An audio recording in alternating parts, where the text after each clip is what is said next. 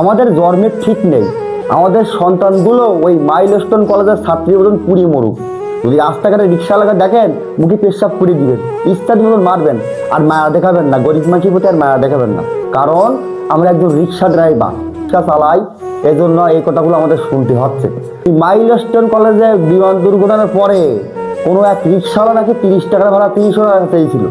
এখন বড় বড় ভিডিও নির্মাতা, বড় বড় কন্টেন্ট ক্রিয়েটার সোশ্যাল মিডিয়ায় যে এই কথাগুলো আমাদের বলতেছে, ওদের বাচ্চাগুলো পুরি মরুক, ওদের সাথে মানবতা করবেন না, এটা জন্মের ঠিক নেই। আপনারা কমেন্টে বড় বড় কথা বলতেছেন কেন রে ভাই?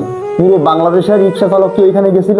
কোনো একজন ব্যক্তি, হ্যাঁ ঠিক আছে, কোনো একজন ব্যক্তি বলতে পারেন, তা না বলে আমাদের সন্তানগুলো কি করছে? আপনারা আশীর্বাদ দিতেছেন যে আমাদের সন্তানগুলো আগুনতে পুড়ে মুখে। এই হলো আমাদের বাঙালি, এই হলো আমরা বাঙালি। একজন অপরাধ করবে আর পুরো বাংলাদেশের লোকে নিজের টানবে।